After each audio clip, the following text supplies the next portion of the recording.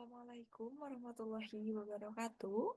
Izin memperkenalkan diri, nama saya Diana Feriska Putri dengan nomor pokok mahasiswa 101211869 dari kelas B221.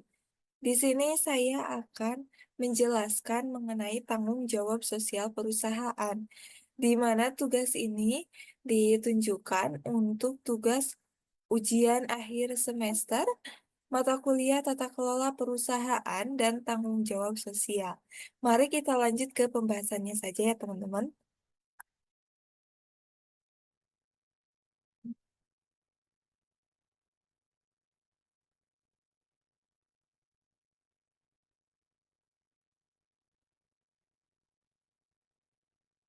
Tanggung jawab sosial perusahaan atau biasa disebut juga dengan Corporate Social Responsibility atau CRS, mengintegrasikan masalah sosial dan lingkungan dalam kegiatan bisnis serta interaksi dengan para pemangku kepentingan atau secara sederhana CSR atau tanggung jawab sosial perusahaan adalah cara perusahaan untuk menyeimbangkan antara kepentingan ekonomi mencari penyeimbangan antara kepentingan ekonomi, keuntungan yang sebesar-besarnya, dan kepentingan lingkungan sosial.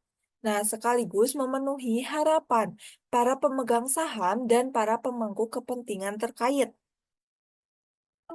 Untuk keuntungan dari CSR bagi kompetitif itu ada 6 ya teman-teman.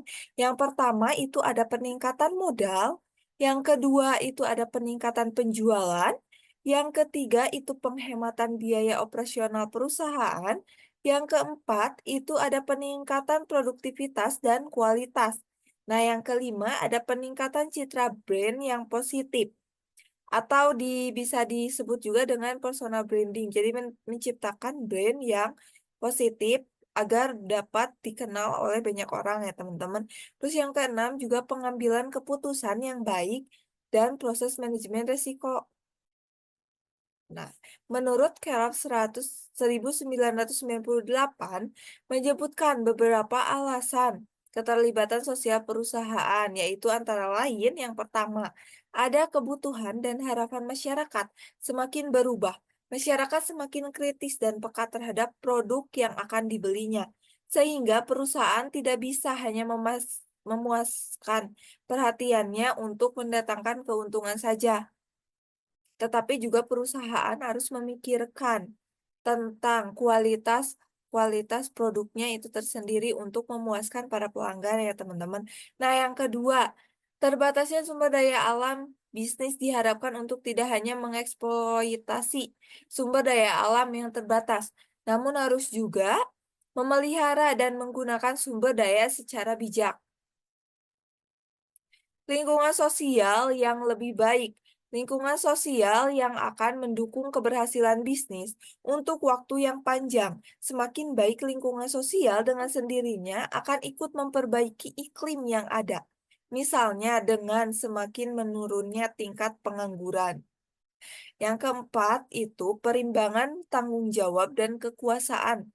Kekuasaan yang terlalu besar jika tidak diimbangi dan dikontrol dengan tanggung jawab sosial akan menyebabkan bisnis menjadi kekuatan yang merusak masyarakat. 5. Keuntungan jangka panjang dengan tanggung jawab dan keterlibatan sosial tercipta suatu citra positif di mata masyarakat karena terciptanya iklim sosial politik yang kondusif bagi kelangsungan bisnis perusahaan tersebut. Hal yang biasanya terkait dengan tanggung jawab dari sebuah perusahaan, yakni yang pertama, board of director yang mempunyai komitmen dan mendorong kegiatan CSR ini sendiri ya teman-teman. UU setempat dan peraturan perpajakan dan juga pendapat dari stakeholder harus dipertimbangkan. Yang ketiga itu kegiatan ekonomi sosial dan kinerja lingkungan, serta akibatnya diawasi dan dilaporkan ke publik.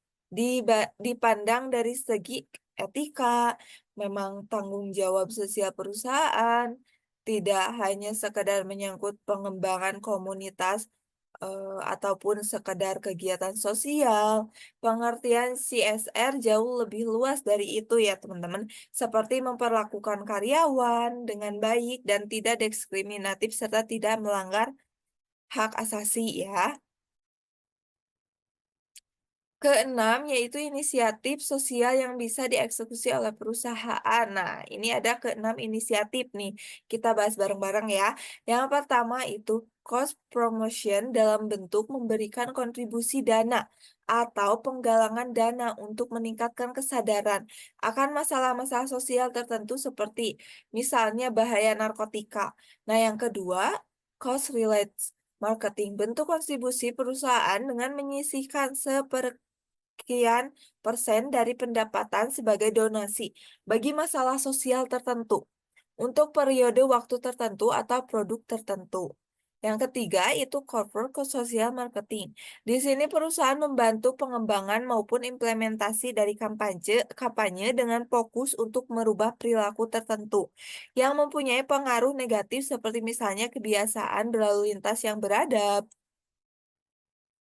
Yang keempat itu corporate philanthropy, adalah inisiatif perusahaan dengan memberikan kontribusi langsung kepada suatu aktivitas amal, lebih sering dalam bentuk donasi ataupun sumbangan tunai.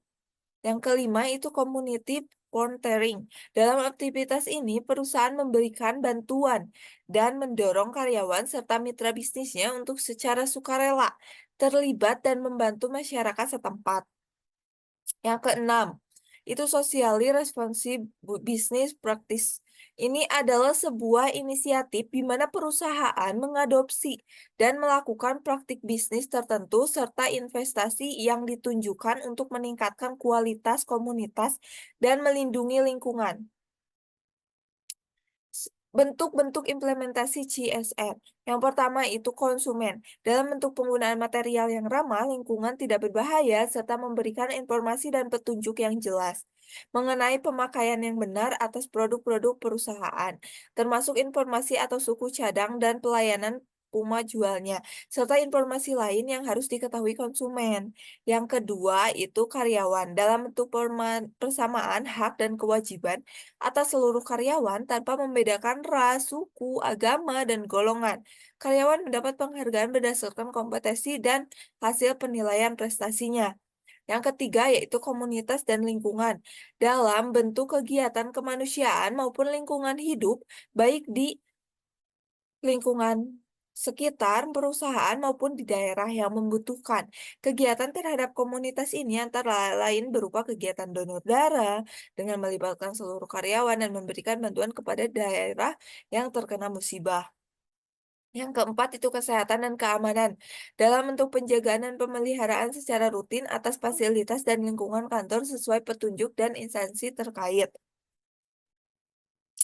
Sekian presentasi dari saya. Mohon maaf bila terdapat tutur kata yang kurang berkenan. Wassalamualaikum warahmatullahi wabarakatuh.